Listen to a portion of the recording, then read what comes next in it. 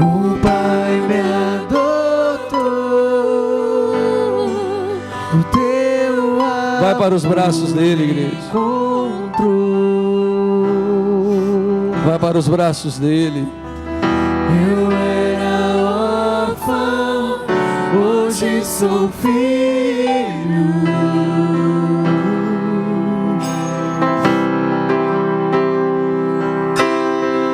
Meu Pai me ama e eu sou dele pra sempre.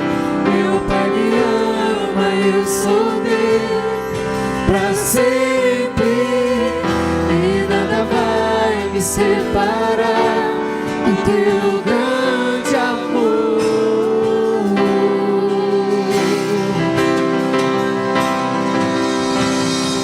Meu Pai me ama e eu sou dele pra sempre. Meu Pai me ama e eu sou dele pra sempre. E nada vai me separar do teu grande amor. O Pai me adotou, o Pai me adotou. Teu amor me comprou. Eu era órfão, hoje sou filha.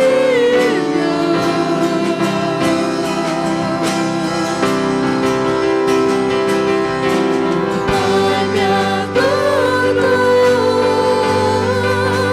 teu amor me comprou.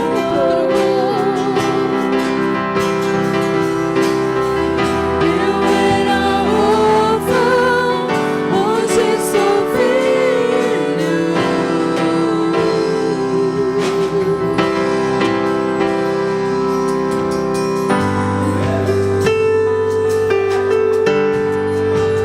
Aleluia, Espírito Santo. Nós adoramos o teu nome porque tu és Pai, porque tua presença se move no nosso meio, a tua glória se manifesta em autoridade sobre nós. Nós éramos órfãos, hoje somos filhos, porque o Senhor nos atraiu, Ele nos comprou. Com seu precioso sangue, Ele comprou povos de todas as tribos, línguas e nações.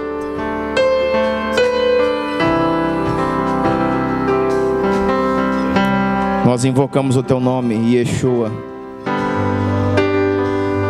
Invocamos o teu nome nessa noite. Declaramos uma atmosfera profética sobre esse lugar. Declaramos o poder do Espírito sobre este lugar. Declaramos corações abertos como terra fértil para receber, Pai, a semente da tua palavra.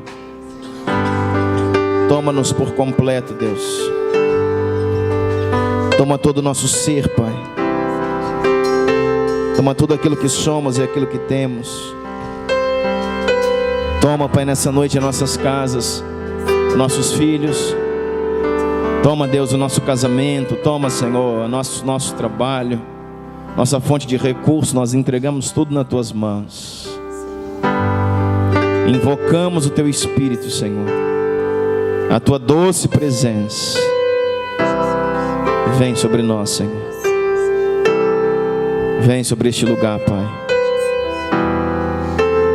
Perdoa nossos pecados, Senhor. Perdoa, Senhor, nossas falhas, nossas distrações. Perdoa-nos, Deus. E nessa noite, Pai, receba, Deus, esse culto, essa adoração. Receba, Pai, o louvor, receba a honra, receba a glória. Nós adoramos a Ti. Declaramos que ninguém é maior do que o Senhor.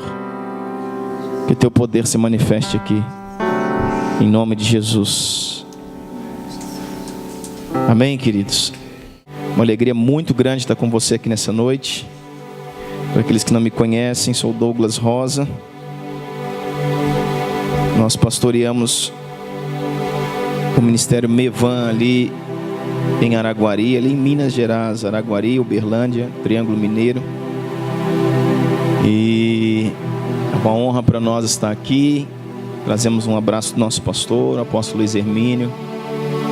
Trazemos um abraço da nossa igreja em Minas Gerais, um abraço da nossa casa. Eu sou casado com a Karine Rosa, mulher da minha aliança, né? Uma das colunas do meu ministério, mulher de Deus. Morrendo de saudade da minha casa, já estou uma semana fora. E tenho 2 filhos, o Heitor e a Helena. Um casal precioso, lindo do Senhor. É a nossa casa, é a nossa família, né? A família que o Senhor nos deu, a família sacerdotal que Deus nos deu para servi-lo, para poder, através dessa família, manifestar um modelo, amém? O Senhor tem nos chamado para que possamos ser referenciais, modelos para uma geração, aleluia. Você acredita nisso? Não importa mais, irmãos, não importa se você prega, se você tem uma boa palavra, uma boa revelação, mas se você não se torna um exemplo, se você não se torna um referencial. O mundo não está atrás de uma boa palavra, o mundo está atrás de homens que possam, né, espelhar, né? Paulo dizia: sede meus imitadores, como eu sou de Cristo. Quantos homens hoje podem dizer, né? Sejam meus imitadores. Fala, você quer fazer a coisa certa? Então olha para mim. E às vezes isso soa como algo arrogante, né? Como algo soberbo, orgulhoso. Mas Paulo dizia, né? Olha para mim, sede meus imitadores. Eu imito a Cristo, vocês, enquanto não conseguem, né, vê-lo, olha para mim. É forte, não é, irmão? Glória a Deus. Então Deus tem nos chamado a isso, a sermos modelos, a sermos exemplo, né, para marcar uma geração.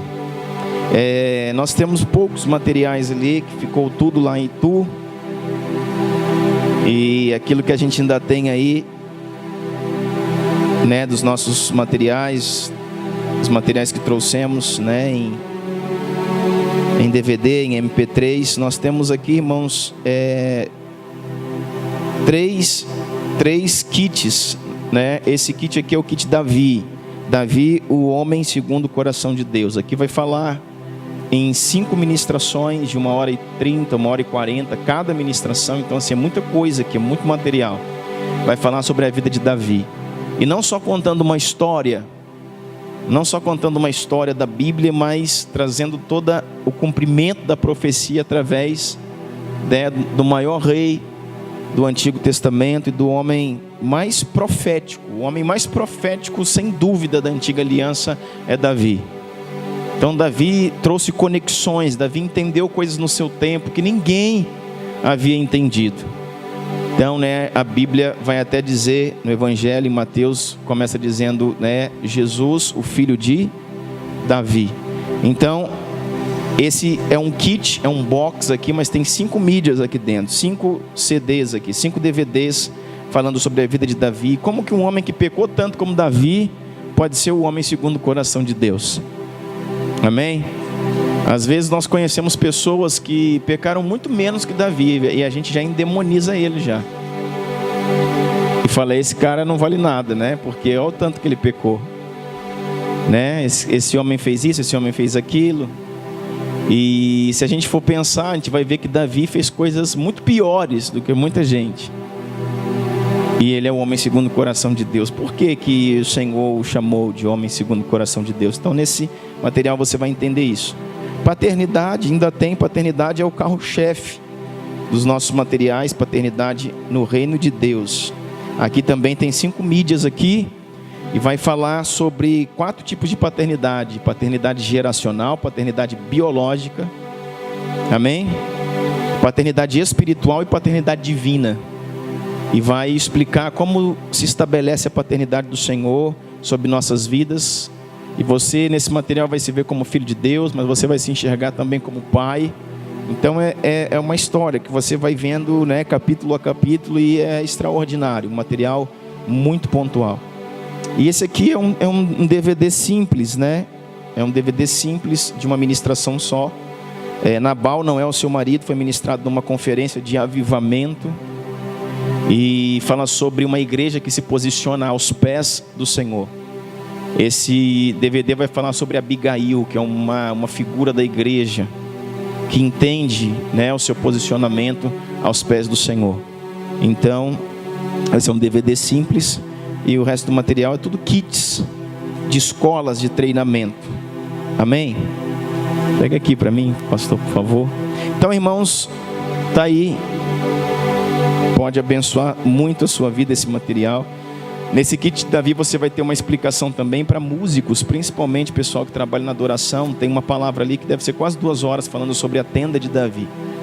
Sobre como Davi, quando trouxe a Arca da Aliança de Kiriat Jearim, da casa de Abinadab, não levou a Arca da Aliança para o tabernáculo que estava nos montes em Gibeon, mas ele montou uma tenda na cidade de Davi e mudou toda a forma de culto da sua época, né, levantando 3 famílias, Asaf, Emã e Jedutum, colocando um turno de oração, né, de 24 horas por dia, deixando a Arca da Aliança agora na presença daqueles que adoravam e revolucionando todo o seu tempo. Então, assim, é um material muito forte, né, esse kit de Davi, principalmente para esse pessoal, né, porque Davi era músico, irmão. Amém? Então nós precisamos entender sobre adoração de uma forma profética. Amém? E é uma alegria para nós estar aqui nessa noite, né? Queria agradecer aos pastores pela confiança em nós, em nos trazer até aqui, né? Nos entregar o púlpito da igreja que eles dirigem. E nós queremos de verdade que vocês também conheçam nossos trabalhos, né, lá em Minas, que possam estar por lá com a gente, né? Faz uma caravana aí qualquer hora, vai lá passar um café de pastores com a gente. E com certeza a gente recebe vocês lá, organiza espaço, lugar para todo mundo. E vai ser bênção, vai ser um tempo precioso. Então eu queria agradecer, né? Estou feliz de estar aqui na cidade de Sorocaba, primeira vez que eu venho aqui, né? Já conhecia muitas cidades aqui da região, mas aqui nunca tinha vindo. E que Deus possa falar conosco nessa noite. Amém? Glória a Deus. Feche seus olhos, vamos orar mais um pouquinho. Espírito Santo de Deus, nós nos colocamos na Tua presença, Senhor. E declaramos, Pai, que o Teu mover venha sobre nós de uma forma intensa, poderosa. Eu peço a Ti, Pai, permissão para ministrar sobre esse ambiente, Deus. Que nossos pés, Pai, sejam os Teus, Pai, a tocar essa terra, Deus. Que as nossas mãos sejam as Tuas mãos, que a nossa palavra seja a Tua palavra, Senhor. Nos dê permissão, Senhor, a ministrar sobre esta terra, Senhor. A liberar, Senhor, palavras sobre este ambiente, Deus. Nós entramos aqui, Pai, na legalidade do Senhor, Pai, na legalidade da igreja aqui constituída e estabelecida. E nós te pedimos, Pai, que o Senhor nos abençoe nessa noite. Que o Senhor nos dê a Tua presença, a Tua glória, o Teu poder. Que o Senhor fale conosco nessa noite, em nome de Jesus. Amém, irmãos? Abra sua Bíblia comigo em Êxodo capítulo 20. Nós estamos vindo de uma maratona aí, né? Desde sexta-feira. Sexta-feira nós falamos sobre sacrifício como uma chave para o sobrenatural. Hoje pela manhã nós falamos sobre aliança. Amém? Sobre a substituição, como o Senhor perdeu a sua vida para transferir a sua vida para nós. E hoje eu quero falar, irmãos, essa noite, se Deus permitir, algo que tem encaixado no meu espírito, desde que eu cheguei aqui, a falar sobre o cumprimento de uma profecia, o cumprimento de uma palavra, sobre como Deus tem dado palavras a nós e nós temos que perseguir essa palavra. Amém? Êxodo capítulo 20, a partir aí do verso 18, você vai ver que, eu não sei se você já passou por isso, mas eu creio que já, Eu não sei se você já fez uma festa alguma vez na sua vida. Você pegou e preparou uma festa e você gastou tempo com isso, você sonhou com essa festa, gastou dinheiro, e você pensou em algo, sonhou em algo, preparou tudo, e você achava que ia dar tudo certo, e achava que ia vir muita gente, que ia até faltar lugar ali na sua festa. Talvez você tenha passado isso num aniversário seu, no aniversário de algum filho, numa formatura, num casamento. Alguma vez na vida você já deve ter passado por isso. Eu já passei mais de uma vez, irmãos, em me preparar, em criar uma expectativa no meu coração para receber pessoas, em preparar às vezes a minha casa, preparar às vezes uma festa, gastar dinheiro com muita comida, para que os convidados comessem, muita bebida, para que todo mundo ficasse satisfeito. Será que dá? Será que não vai dar? Não, compra um pouco mais de refrigerante, não, vamos aumentar aqui a comida, vamos fazer isso. E na hora, irmãos, não vem nem a metade do que eu estava esperando. E você fica chateado, frustrado, triste, joga aquilo tudo fora. E nós começamos a entender, irmãos, como fica o coração de Deus. Porque em Êxodo capítulo 20, aí onde eu pedi para que você abrisse, aqui o Senhor preparou uma grande festa. A Bíblia fala que Deus tirou o seu povo do Egito, e eles estavam escravos ali, já toda uma geração dos hebreus por 400 anos. E agora chegou o momento de, por meio de Moisés, um libertador, aquele povo sair do Egito. E o mandato de Deus era que eles saíssem do Egito, para que pudessem celebrar ao Senhor no deserto uma grande festa.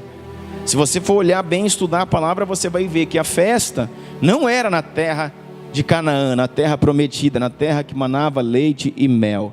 A festa era no deserto. E deixa o meu povo ir para que me adore. Quando Moisés ele se apresenta a Faraó, ele diz: liberta o meu povo. Por quê? Porque os hebreus, o meu povo, o povo de Deus, precisa ir para uma festa. O convite era uma festa. Não era para ir para o deserto sofrer, era para ir para o deserto para celebrar uma grande festa. Por quê? Porque agora pela primeira vez, toda aquela geração que há 400 anos estava cativa na mão de Faraó, iriam adorar o Senhor de uma forma livre. Aquele povo no Egito, eles nunca tinham adorado. Por quê, irmãos? Porque adoração é coisa para livres. Só livres podem adorar o Senhor. A adoração é coisa para livres. O Senhor chamou, né, se você for ver lá no Novo Testamento, quando Zacarias vai falar sobre um cântico profético, ele vai falar aquele e fala a respeito de Jesus, que nos chamou para adorar em liberdade. Ou seja, a liberdade nos leva à adoração. Então, irmãos, adoração não é coisa para escravos, é coisa para livres. Então eles iam para o deserto para uma grande festa. E quando eles saíram, então, e você sabe todo o processo, né, das pragas, tudo aquilo que estava acontecendo, o Senhor libertando o seu povo do Egito. E quando eles saíram agora no deserto, e eles vão com tudo. Eles vão levando os animais, eles vão levando os filhos, eles vão levando as famílias, eles vão levando o ouro do Egito, eles vão levando tudo. E quando eles chegam no monte, o Senhor está esperando eles no monte. Eita glória! E Deus, irmãos, está esperando eles para uma grande festa. Deus é um Deus de festa. Deus é um Deus de festa. O povo de Deus é um povo festivo. Para você ter uma ideia, irmãos, um casamento lá em Israel são 7 dias. Aqui a gente acha difícil, né, às vezes fazer um dia de festa.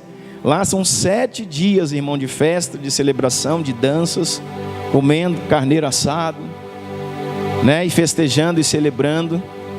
Então, o povo de Deus é um povo festivo e Deus é um Deus de festas. Mas, irmãos, a festa de Deus é do jeito de Deus. A festa de Deus é do jeito de Deus. Então, como é que o Senhor está esperando o povo? O Senhor está esperando o povo lá no monte, quando se ajunta toda aquela congregação, né? Quase 3 milhões de hebreus, quase 3 milhões de pessoas se ajuntam no pé do monte. A Bíblia fala que o monte, irmãos, começou a estremecer. O monte começou a estremecer, por quê? Porque Deus, o grande Deus, o Criador dos céus e a terra, o grande Yahvé, Ele desceu, irmão, para falar com o seu povo. Ele desceu para falar com o seu povo. Ele desceu para festejar com o seu povo. Ele desceu para dizer: eu sou o vosso Deus e agora vocês são livres, nós estamos juntos. Beleza? Nós estamos juntos. Mas ele desce da forma dele. E os céus se enegreceram e aquele povo está tudo olhando e ficou tudo preto. De repente começou relâmpagos e trovões, relâmpagos e trovões. De repente um monte, irmãos, começou como um terremoto, começou a estremecer. E o povo começou a falar: que é isso? O que está acontecendo? E daqui a pouco eles começam a ouvir, irmãos, buzinas. Na verdade era o toque do chofar, mas quando eles olham, né, para os levitas, quando eles olham para os chofarins de Israel, ninguém está tocando nada. Ou seja, de onde vem esse som de buzina? É o próprio Deus, irmão, soando a sua trombeta. É as buzinas que vêm do céu. É o próprio Deus tocando o chofar. É o Senhor dizendo: eu estou descendo para a festa, vou festejar com você, meu povo Israel. É a primeira vez que o Senhor diz assim: vós sois nação santa. Vós sois nação santa, vós sois um reino de sacerdotes. Aquilo que vai ser falado lá depois do Novo Testamento, aquilo que depois é a proposta de Martinho Lutero, né, na Reforma Protestante, um reino sacerdotal, ou seja, o sacerdócio universal de todos os santos. O que isso quer dizer? Que todo mundo santo não é o São Jorge, santo é aquele que está sentado do seu lado. Todos os homens chamados pelo Senhor são santos, são sacerdotes.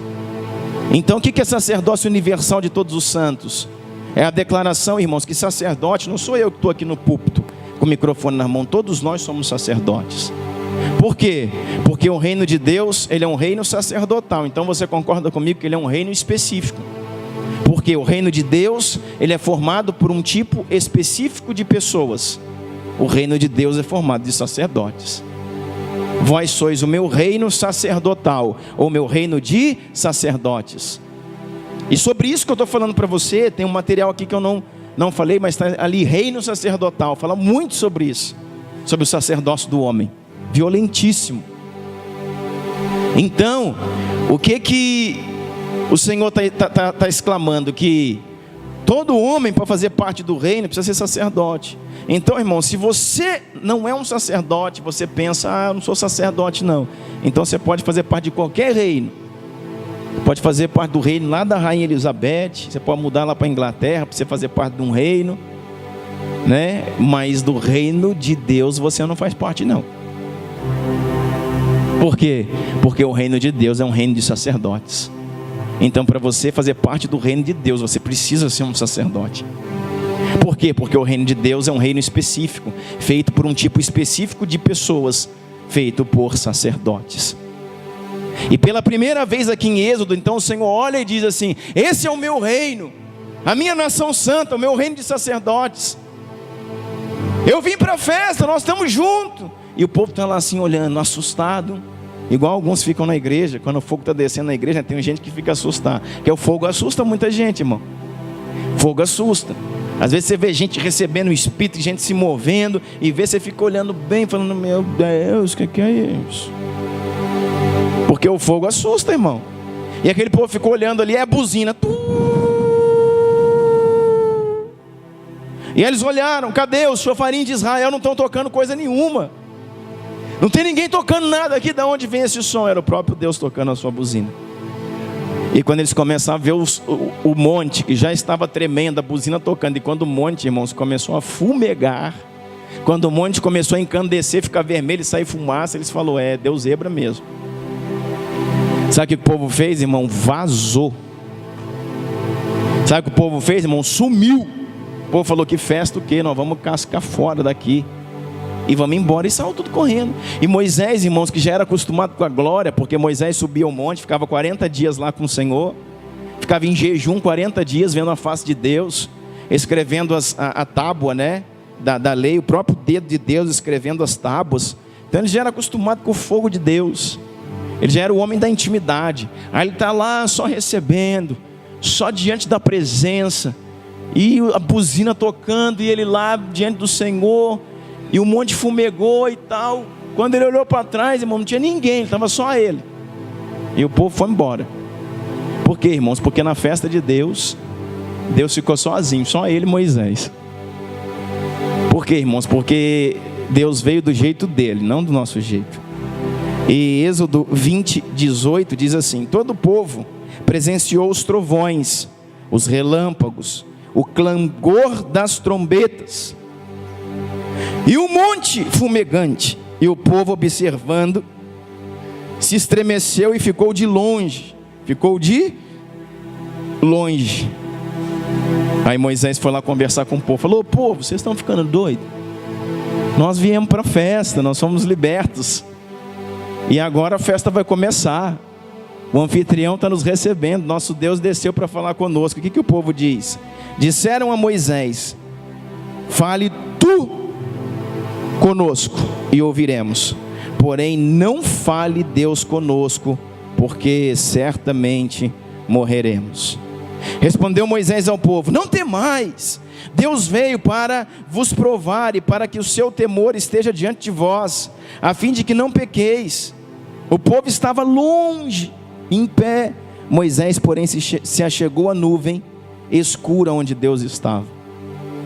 E ele faz maior força ao Moisés, falando: vamos para a festa, vamos lá, o Senhor está esperando. Ele falou: nós não vamos de jeito nenhum. E sabe o que o povo falou? Falou assim: ó, fale tu, Moisés, conosco, que nós ouviremos você. Fale tu conosco que ouviremos, mas não fale Deus conosco, porque senão nós morreremos. Eles ficaram com medo, irmão, da glória, da presença. E nesse momento, nesse tempo, irmãos, o povo resolveu a ouvir os homens e a não ouvir a Deus. Aqui começa uma grande síndrome, irmãos. A síndrome do humanismo, a síndrome das ações, da religiosidade, a síndrome da manipulação do homem para com a igreja. Por quê? Porque nesse momento da história, o povo de Deus, a igreja resolveu: não, fale tu conosco. Você fala com Deus, você vai lá e fala com Deus, depois você fala para nós vamos ouvir de você, mas Deus a gente não vai ouvir não. E até hoje a igreja está caminhando assim. Nós não ouvimos o Senhor, nós não temos mais um lugar secreto, nós não ouvimos a voz de Deus, nós não sabemos orar, nós não sabemos ouvir a Deus, nós não sabemos nos mover no Senhor, porque sempre precisamos de uma pessoa, sempre estamos ancorados em alguém. Alguém ora por mim, alguém faz por mim, alguém pede por mim, alguém resolve para mim, enquanto a gente não tem, irmãos, a comunicação com o céu. E nós precisamos desse tempo, irmão, de nos conectar com o céu. Nós precisamos desse tempo de voltar a um lugar secreto, de voltar ao lugar da intimidade. Ontem a gente conversando com o pastor, o pastor Paulo e o pastor Júnior, nós falávamos a respeito do Éden, de um lugar perfeito, onde a comunhão com Deus era perfeita, aonde todos os dias, na viração do dia, o que Deus fazia? Você já viu isso? Todo mundo quer ver o céu, a gente quer ver o céu. Aí a gente pensa assim: poxa, como é que João lá na ilha de Patmos, ele foi arrebatado e viu o céu, e por isso que ele pôde escrever toda a revelação do Apocalipse. E a gente quer ver o céu, e a gente quer ver os seres viventes, os 24 anciãos.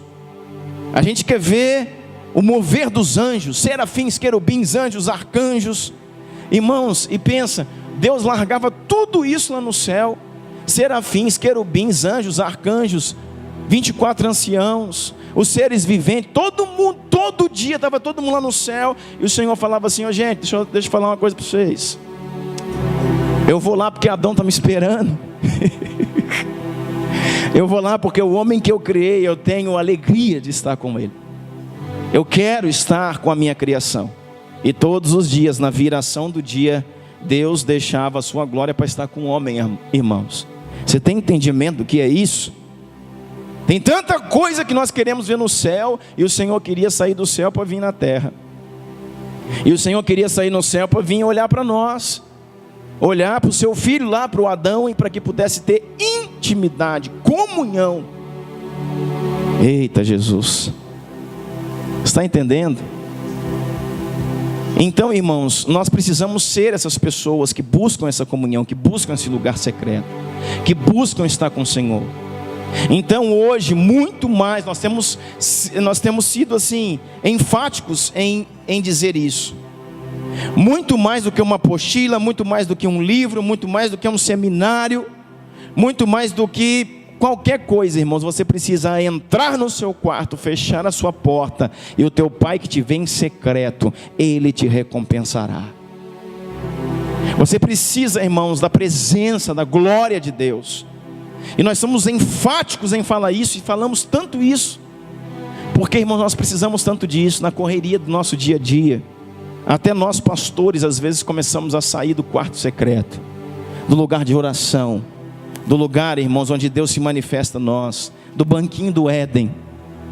Nós começamos a sair desse lugar de relacionamento com Deus, e nós queremos entender algo, então, através de uma pregação no YouTube, e nós queremos aprender algo através de um novo livro do Bambambam, sei lá da onde que escreveu, e nós queremos entender algo através, agora eu vou fazer um processo disso, um processo daquilo, viajar para ali, um curso de cá, e nós estamos procurando tantas coisas, que não são ruins, e não são erradas, mas que talvez se você entrasse no seu quarto, fechasse a sua porta, e passasse um tempo com Deus, Ele em poucas horas te responderia tudo aquilo que você está buscando. E nós estamos trazendo as pessoas a esse lugar. Lá no nosso ministério nós estamos trabalhando isso, na nossa igreja local, trazendo isso, e pessoas chegam e dizem: pastor, eu estou tentando, chegando, entrando no quarto, fechando a porta, e eu não consigo adorar, eu não consigo me conectar com Deus. Essa é a síndrome da igreja, irmãos, que começou aqui em Êxodo. Então elas se alimentam de quê, irmãos? Se alimentam do que eu prego, daquilo que você prega, mas elas não se alimentam de Deus. E isso, irmãos, trouxe para o Brasil uma igreja doente, uma igreja dependente, uma igreja, irmãos, que não tem o envolvimento, a revelação de Deus acerca daquilo que precisa. Eu tenho dito, querido, nós queremos tanto que Deus sabe, eu quero saber a minha vocação, eu quero saber o meu chamado. Fala de chamado, todo mundo quer saber seu chamado. Para que eu sirvo, pastor? Qual que é meu chamado? Meu chamado. Aí tem uns que pensam que chamado é cantar, outros pensam que chamado é dançar, outros pensam que chamado é orar, outros pensam que chamado é pregar, quando não é nada disso. Chamado não é aquilo que você sabe fazer, isso é vocação, é dom, é talento, é vocação. Chamado, irmãos, é estar com Ele, é estar nele. Isso é chamado. Chamado é o caminho de volta, chamado é voltar para o Senhor. Quando começa o chamado? O chamado começa com Adão. Quando Adão caiu, quando Adão pecou, o Senhor veio. Quando o Senhor veio, ele se escondeu. Então o Senhor vai e chama: Adão! Chamou ele, isso é o chamado. Pois não, Senhor. O que o Senhor falou? Volta. Esse é o chamado. Então como começa meu chamado? Pregando na rua, evangelizando, fazendo obra social? É assim que começa chamado?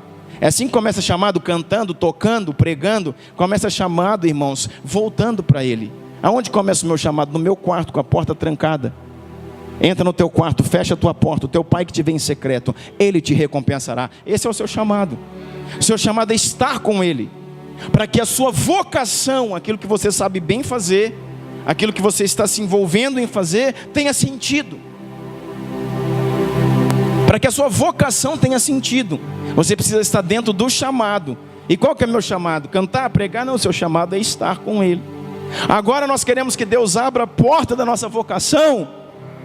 Eu quero que Deus abra a porta dos meus dons, dos meus talentos, da minha vocação. Como que Deus vai abrir a porta do seu talento, irmãos, da sua vocação, se Ele não consegue fechar a porta do seu quarto?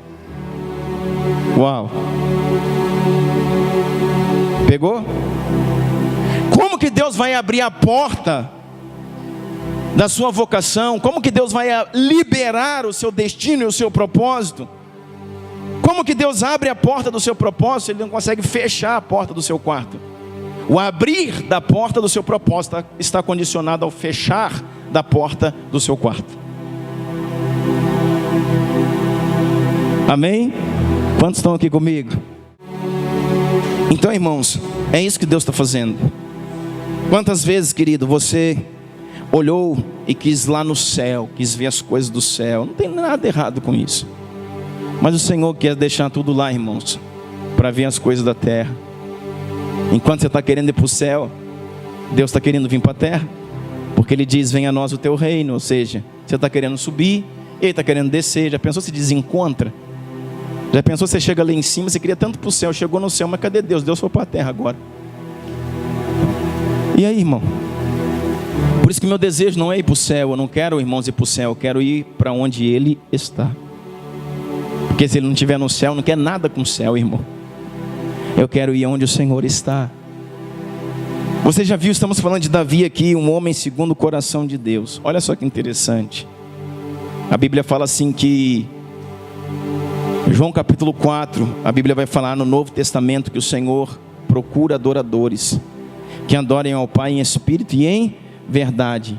Diz que os seus olhos estão sobre a terra a procurar. Quem procura é porque não encontrou. Amém? Se já tivesse encontrado, não estava procurando. Ele está procurando e procurando adoradores que o adorem em espírito e em verdade. Ah, mas tem muito aí, pastor. Será, irmão? A Bíblia fala que lá no tempo, irmãos, do cativeiro da Babilônia, de 70 anos de cativeiro, Deus procurou não são 2, 5, não era uma igreja, um homem que estivesse na brecha. Porque se tivesse um homem na brecha, o povo não teria ido para o cativeiro. O Senhor disse que não encontrou. Uau! Então aquilo que a gente pensa não é bem o que Deus está pensando. Então, irmãos, o que está acontecendo? Meus olhos estão sobre a terra a procurar verdadeiros adoradores que adorem o Pai em espírito e em verdade. No Novo Testamento o Senhor está procurando, mas no Antigo Testamento Ele encontrou. A palavra fala sobre Davi: encontrei a Davi o meu servo, com o meu santo óleo o ungi, minha mão será firme com ele. Por quê, irmãos? Porque Davi adorava. Você está entendendo isso? Agora a gente olha para Davi e fala: eu queria adorar igual Davi, eu queria adorar igual Davi, eu queria ser igual Davi, eu queria ser um adorador. E a gente pega todo esse modelo, porque ele era o segundo coração de Deus. Porque ele era segundo o coração de Deus. Está entendendo isso? Só que eu quero dizer para você, irmãos, que Deus reservou para você algo maior. Que Deus reservou algo para você maior. Abra sua Bíblia em Hebreus capítulo 11, por favor, vamos dar uma olhada nisso aqui. A Bíblia diz assim, ó. Hebreus capítulo 11 diz assim, Hebreus 11, 37. Está falando dos heróis da fé, a galeria dos homens, dos heróis da fé. E diz assim, ó: foram apedrejados, provados, cerrados pelo meio, mortos a fio de espada, andaram peregrinos, vestidos de pele de ovelhas e de cabras, necessitados, afligidos, maltratados, homem dos quais o mundo não era digno. Meu Deus, homens no qual o mundo não era digno. Eita, pensa Deus falar isso a respeito da sua vida. Esse cara, ele é tão íntegro que o mundo não é digno de ter a presença dele. Meu Deus. Diz assim, olha: homens dos quais o mundo não era digno, errantes pelos desertos, pelos montes, pelas covas, pelos antros da terra. Ora, todos estes, agora vem, irmãos, ora, todos estes que obtiveram bom testemunho por sua fé, não obtiveram, contudo, a concretização da promessa. Porque aprove a Deus coisa superior a nosso respeito. Meu Deus, você consegue entender isso? Coisa superior ao nosso respeito, para que eles, sem nós, não fossem aperfeiçoados. Querido, tudo aquilo que eles fizeram precisa daquilo que nós vamos fazer para que tenha sentido, para que eles sejam aperfeiçoados. Deus separou para nós o seu Espírito que habita em nós. Deus separou para nós uma porção maior do que aqueles homens como Elias, como Eliseu, como Moisés. Hein, pastor? Como Moisés falava com Deus face a face, como Davi, que teve revelações fantásticas, como Elias e Eliseu, poderosos em autoridade e poder. Só que o Senhor falou que Deus separou para nós algo que fosse maior. Deus separou para a minha vida algo que fosse maior. E eu sei, irmãos, que isso é inacessível a muitos de nós. Sabe por que eu sei isso? Pelo seu silêncio eu sei isso. Quando me liberam uma palavra dessa, eu falo: é meu, Jesus, eu quero, dá para mim, Deus, eu vou, sou eu, faz comigo. Estou na fita, me pega, Senhor, estou na hora, o que o Senhor quer que eu faça? Sou eu mesmo. Quando nós ministramos palavras, irmãos, de vida, de poder, de chaves sobrenaturais para a igreja, e a igreja paralisa assim, é porque nós precisamos desse lugar de intimidade, porque o nosso intelecto, a nossa mente nos domina.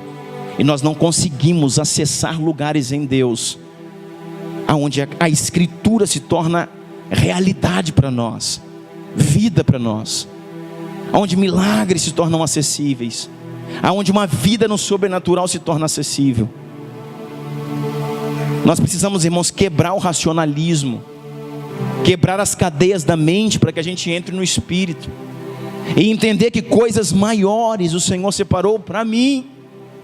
Então todo mundo quer ser segundo o coração de Deus. Eu queria tanto ser igual Davi. Davi é menor que eu, cara. O Senhor falou que o que Deus separou para mim é maior do que aquilo que Davi tinha, que o que Deus separou para mim é maior do que aquilo que Elias, que Eliseu tinha, que aquilo que Moisés tinha. O que Deus separou para mim, para nós, é maior. Por isso que Jesus veio, irmão. Jesus não veio só para salvar o homem. Ele veio para salvar o homem, sim, está certo, está correto. Mas Jesus veio novamente, irmãos, para restituir o lugar do Pai em nossas vidas. Sabe o que a igreja perdeu? Referencial de Pai. Você vê Deus como Deus, vê Deus como patrão, vê Deus como chefe, vê Deus como uma fonte de bênção, vê Deus como alguém que pode te ajudar, mas Deus, Ele é Pai. Deus, Ele é Pai, aquele que você deve reclinar a sua cabeça no seu colo e dizer: Abba, Pai, e dizer: Pai, Paizinho. Quantos na igreja hoje, irmãos, conseguem se relacionar com Deus como Pai? Conseguem se entregar a Deus como um filho? Para que Jesus veio? Voltando ao que eu estava dizendo, Jesus veio nos salvar também, mas Jesus veio, irmãos, trazer de volta a nossa identidade de filhos. Por quê? Porque, irmãos, na antiga aliança, de Gênesis a Malaquias, nenhum homem chamou Deus de Pai. E quando Jesus se manifesta, logo no início, abrindo a nova aliança, Ele ora para o céu e diz: Pai, graças te dou. Meu Deus, agora os discípulos estão olhando, eles não estão acostumados com isso. Pedro, Tiago, João, Felipe, Bartolomeu estão olhando e dizendo: Pai, ele chama Deus de Pai. Você já pensou nisso? Ele chama Deus de Pai. Ele chama o grande Yahvé, o poderoso, aquele que faz o monte tremer, aquele que todo mundo fugiu, correu dele. Ele chama Ele de Pai. E Jesus começa a ensinar assim: Ele é o Pai, e vocês são seus filhos, e eu sou seu irmão. Então, na antiga aliança nós tínhamos um homem segundo o coração de Deus, homem segundo o coração de Deus. Na nova aliança nós temos filhos segundo o coração de um pai.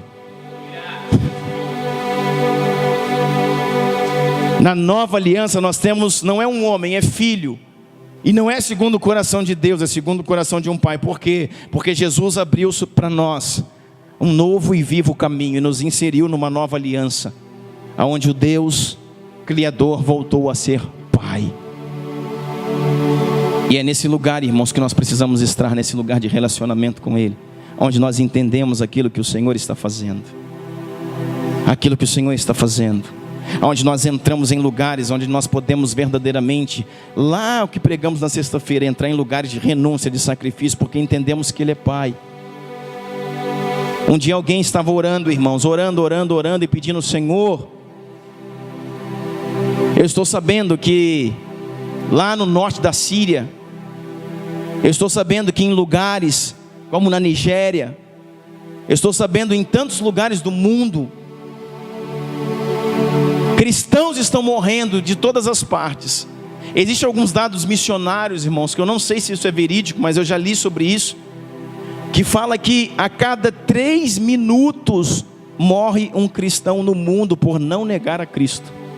Ei, que evangelho que você vive, irmão? Evangelho de domingo?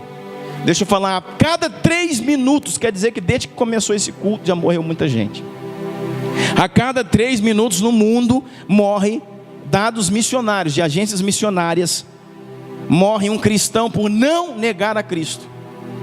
Aí você vai orar: Deus, o Sudão, Deus, o Afeganistão, Deus, o norte da Síria, Deus, a Nigéria, Deus, os países onde está lá cheio de videozinho no YouTube, gente sendo queimada, degolada, decapitada, eles estão morrendo. E alguém orou e falou: Deus, sara essa igreja. Deus, cura a igreja do Sudão. Deus, cuida da igreja da Nigéria. Sara essa igreja. Deus, restaura essa igreja, esses irmãos que estão lá no norte da Síria, porque eles estão morrendo pelo Senhor. E o Senhor, ouvindo essa oração de um homem, falou assim: não é a igreja onde cristãos estão morrendo por mim que eu preciso restaurar. É a igreja onde cristãos vivem para si mesmo que eu preciso restaurar. O Senhor falou para esse que orava: essa é a igreja mais forte da terra. A igreja da Síria, a igreja da Nigéria, a igreja do Sudão é a igreja mais forte da terra, porque lá eles encontraram a razão de viver, porque lá é uma igreja com propósito e identidade.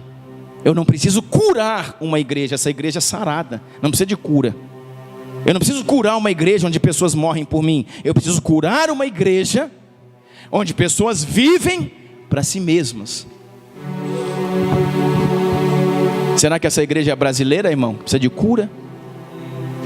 Porque nós vamos para a igreja, irmãos, para procurar resolver as nossas coisas, os nossos problemas. Deus faz aquele financiamento dar certo. Deus me ajuda a trocar de carro. Ô Jesus. Um evangelho, irmão, raso, barato, é evangelho de prateleira, sem propósito. Deus está levantando novamente uma igreja relevante no Brasil, querido. E graças a Deus, eu faço parte disso. Deus está levantando homens no Brasil, jovens, adolescentes, pregadores, homens que fazem parte do evangelho da restauração. Deus está sarando, curando a igreja brasileira. E eu vou dizer, irmãos, não são muitos não, é um remanescente. São poucos homens no Brasil entendendo o que Deus está fazendo. Mas Deus não precisa de muitos não. Deus vai usar aqueles que estão entendendo aquilo que Ele quer fazer, que estão vivendo genuinamente aquilo que Deus quer fazer. Abra sua Bíblia comigo em Atos dos Apóstolos, capítulo 10. Deus me trouxe isso aqui. Vamos aqui. Como eu disse para você, irmão, nós vamos encaixando aquilo que Deus está movendo, fluindo no ambiente. Atos dos Apóstolos, capítulo 10.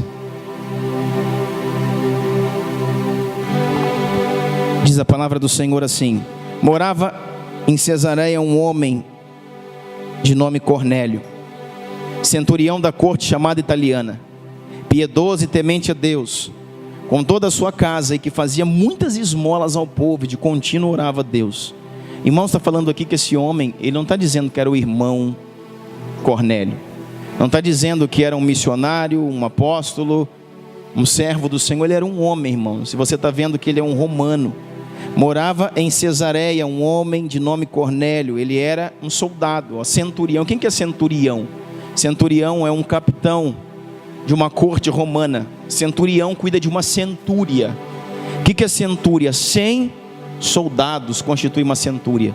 Uma centúria constituída de 100 soldados. E é uma legião romana. Então está dizendo que esse homem era um oficial romano, um militar. Que esse homem era um capitão de uma centúria. Ele governava sobre 100 soldados. E estava onde? Em Cesareia. Porque se você for ler sobre a história, aqui em Cesareia havia um destacamento romano. Havia um destacamento romano. Cesareia existia um destacamento romano. Por quê? Porque o exército romano parou ali provisoriamente, acampou um exército para trabalhar, os avanços que estavam acontecendo nesse tempo. Só que ali a Bíblia diz assim, verso 2, que ele era piedoso, temente a Deus, com toda a sua casa. Isso é importantíssimo, irmãos. A sua casa está envolvida naquilo que você está fazendo. com toda a sua casa, fazia muitas esmolas ao povo e de contínuo orava a Deus. Ele orava porque ele acreditava num Deus que conhecia ele, irmão, mas que ele estava querendo conhecer. E diz assim: esse homem observou claramente durante uma visão, cerca da hora 9 do dia, um anjo de Deus que se aproximou dele e disse: Cornélio. E este, fixando nele os olhos, possuído de temor, ele nunca viu anjo, possuído de temor, perguntou: o que é, Senhor? E o anjo lhe disse: as tuas orações e tuas esmolas subiram para a memória diante de Deus. Agora, diga comigo, agora, envia mensageiros a Jope, manda chamar Simão, que tem por sobrenome Pedro. Ele está hospedado com Simão, o curtidor, cuja residência está situada à beira-mar.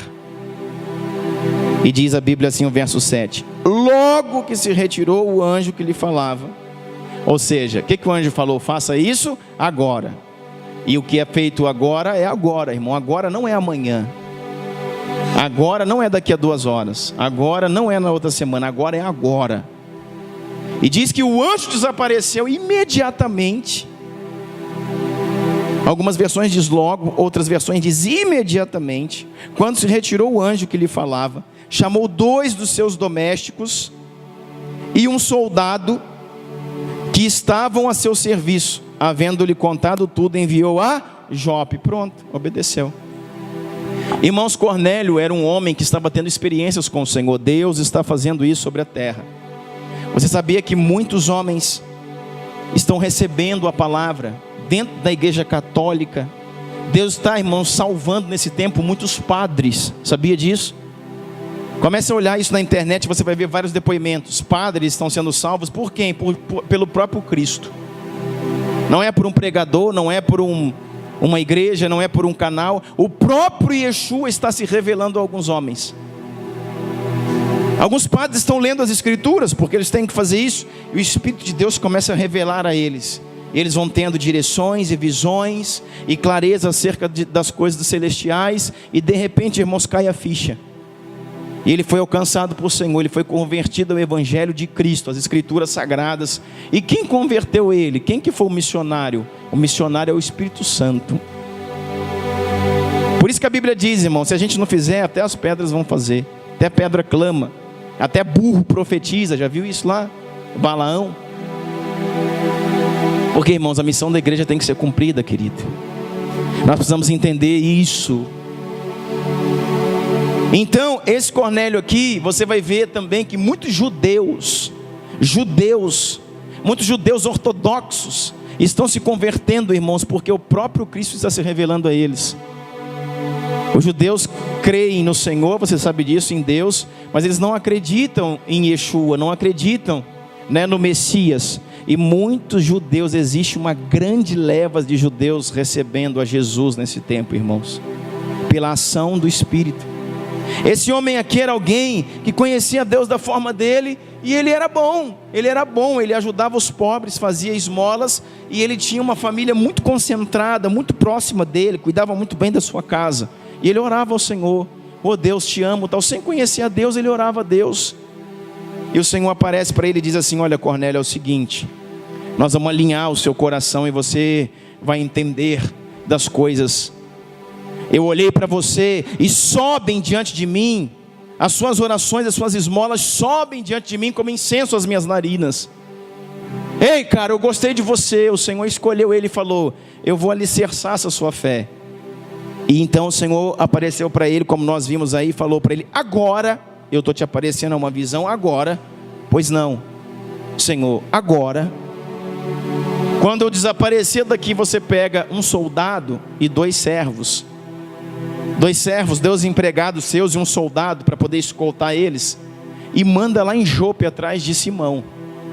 E diz que o que aconteceu? Acabou o irmão de falar, ele pegou os soldados, explicou para ele, pegou os 2 servos e falou: casca, vai para Jope, vaza, corre para lá, porque está acontecendo um mistério. Tem um mistério de Deus acontecendo aqui, Deus está fazendo alguma coisa. Mas que Deus que é esse? Eu não sei, é um Deus, eu estou orando aqui, eu estou buscando do Senhor, eu creio que existe algo superior, mas eu não entendo bem como é que é. Você vai ver, irmãos, que ele não era um convertido ao cristianismo, porque quando Pedro vem, Pedro tem que ensinar tudo para eles, porque eles não conheciam. Aí, irmãos, presta atenção, até o verso 8 do capítulo 10 de Atos, Deus está falando com Cornélio. A partir do verso 9 do capítulo 10 de Atos, Deus vai falar com a outra parte. Deus vai falar agora com Pedro. E diz assim, olha, no dia seguinte, indo eles de caminho, estando já perto da cidade, subiu Pedro ao eirado. Olha só que interessante, eles já estão indo. Está indo soldados, 2 servos, e o Senhor agora está falando para o Pedro, mas eles já estão vindo. Eles já estão vindo. E o Senhor começa a falar com Pedro e diz assim, no dia seguinte, indo eles de caminho, estando já perto da cidade, subiu Pedro ao eirado. Ao eirado, irmãos, ele era um sobrado, ao 2º andar da casa, por volta da hora 6ª, a fim de orar. Então ele foi orar. Estando ele com muita fome, ele quis comer, mas enquanto lhe preparava a comida, sobreveio uma visão. Então viu os céus abertos e descendo um objeto como se fosse um grande lençol, o qual era baixado na terra por 4 pontas. Então o lençol vinha descendo, anjos seguravam as 4 pontas do lençol, e o lençol vinha descendo sobre Pedro, sobre o sobrado onde Pedro estava em Jope, e ele estava lá orando e com fome, e agora ele não sabia mais se era uma visão, se era uma alucinação, de tanta fome que ele estava, e ele orando e via aquele lençol descer, entendeu que era uma mensagem do céu, do Senhor. E o que tinha nesse lençol? Verso 12, contendo toda sorte de quadrúpedes, répteis da terra e aves do céu. Quadrúpedes, répteis da terra e aves do céu. E ouviu-se uma voz que se dirigia a ele: Pedro, Pedro, levanta-te, mata e come. Eita, ali, irmãos, está cheio de quadrúpedes. Quadrúpedes envolve o que, irmão? O porco, por exemplo, que até agora para os judeus era algo imundo. Imundo. Nós não comemos porco, por quê? O porco é abominável, é imundo a nossa cultura, a nossa religião. Então o Senhor fala assim para Pedro: Pedro, está vendo esses animais? Pega, mata e come. Você está cheio de fome? Mata e come. Mata e come. E o que diz aí? Ouvindo a voz que se dirigia a ele: levanta-te, Pedro, mata e come. Mas Pedro respondeu: de modo nenhum, Deus, eu vou fazer isso, porque jamais comi coisa alguma comum e imunda. E aí, a segunda vez a voz lhe falou: ao que Deus purificou, não considere comum, não considere imundo. A voz falou para ele: Pedro, aquilo que eu já purifiquei, não considere imundo. E sucedeu isso por 3 vezes, e logo aquele objeto foi recolhido ao céu. Você está entendendo isso? Irmãos, presta atenção no que está acontecendo. Até o verso 8, o Senhor estava falando com Cornélio. A partir do 9, ele está falando com Pedro. E vem um lençol descendo do céu, cheio de quadrúpedes, de répteis, de aves, e o Senhor fala: mata e come, mata e come. Ele diz: de jeito nenhum, o Senhor é louco. Eu vou comer isso aqui, a minha religião não permite. Eu vou comer isso aqui, não, isso aqui eu não posso comer. E o Senhor dizia: mata e come. Não posso comer. Por quê? Porque é imundo. E o Senhor diz: não chame de imundo aquilo que eu já purifiquei. Irmãos, Deus não estava falando de comida, Deus estava falando de povos. Está entendendo isso? Para onde que ele teria que ir? Nos próximos versículos à frente, ele teria que ir até Cornélio. E Cornélio, irmãos, era um gentio ou um não judeu. Cornélio era um homem romano. E Pedro defendia que o evangelho era só para os judeus. O Senhor começou a falar para ele: agora, Pedro, chegou a outra fase. Agora, Pedro, chegou o novo mover da igreja. Você precisa sair e ir até Cornélio, ir até os romanos e anunciar o evangelho. Por quê? Porque eles também são o meu povo, porque eles também são os meus filhos, porque eles também são um povo que eu purifiquei. Eu vim para toda a terra, eu vim para os judeus, Mas os que eram meus não me receberam. Mas a todos quanto receberam, foi dado o poder de ser feito filho de Deus. E Jesus agora, Deus está ministrando com ele, dizendo: não chame de impuro aquilo que eu já purifiquei. Está dizendo para ele: os gentios também são meus. E vinha a visão novamente, o Senhor dizia: Pedro, Pedro. Aí ele olhava e dizia: mata e come. Ele: não mato, não como de jeito nenhum. E precisou falar a terceira vez: Pedro. E ele falou: pois não, Senhor, olha a visão, mata e come. Ele: não mato. Sabe o que está acontecendo aqui, irmãos? Deus está gastando mais tempo em convencer a igreja de ser igreja do que convencer o ímpio a aceitá-lo. Pegou? Eu quero falar algo muito prático para vocês nessa noite. Não adianta você chapar em altas revelações, irmão, sem saber o básico do que você precisa. Deus está gastando mais tempo para fazer a igreja ser igreja do que a fazer o ímpio aceitá-lo. Por isso que muita gente está convertendo sozinho. Por quê? Porque a igreja, irmão, não faz o seu papel. Deus está gastando mais tempo para convencer o pastor Pedro que ele precisa pregar o evangelho do que convencer um ímpio romano a aceitar Jesus. O Senhor chega para um homem que é um ímpio, irmão, ele não conhece a Deus, ele está tendo uma experiência e diz: faz algo imediatamente. Tá bom, eu faço. O que eu faço? Pega isso, pega um servo, pega um soldado, envia a Jope. Saiu dali, imediatamente ele cumpriu. Agora ele vai falar com a outra parte: ô Pedro, está chegando 3 caras aí, vieram te buscar, e você vai lá e faz o que eu estou falando para fazer. Eu não faço de jeito nenhum. E assim somos nós, irmãos. Faz o que você tem que fazer. Querido, se perguntar para você hoje: quantas pessoas você já alcançou para Jesus na sua vida? Não me responda, irmão, por favor. Responda para você mesmo. Não é quantas pessoas você falou de Jesus, não é isso que eu estou perguntando. Quantas pessoas você falou de Jesus e através da sua fala e do seu testemunho, ela o aceitou, o reconheceu como Senhor, passou o batismo nas águas, foi discipulada no Evangelho de Cristo e hoje é um servo de Deus. Quantas pessoas numa vida inteira? Sabe por quê, irmãos? Porque nós somos a igreja mais doente, uma das igrejas mais doentes da terra. Por quê? Porque o nosso evangelho é o evangelho de prateleira. Porque nós não entendemos a nossa missão como igreja. Nós não entendemos aquilo que o Senhor está fazendo. Então, sabe o que aconteceu? Atos, não precisa abrir, escuta comigo, Atos, capítulo 1, verso 8. E recebereis poder ao descer sobre vós o Espírito Santo, a glória. E todo mundo quer poder ou você não quer? Você não quer mudar sua porção para mim, eu fico com o meu e o seu. Recebereis poder ao descer sobre vós o Espírito Santo. E todo mundo quer poder.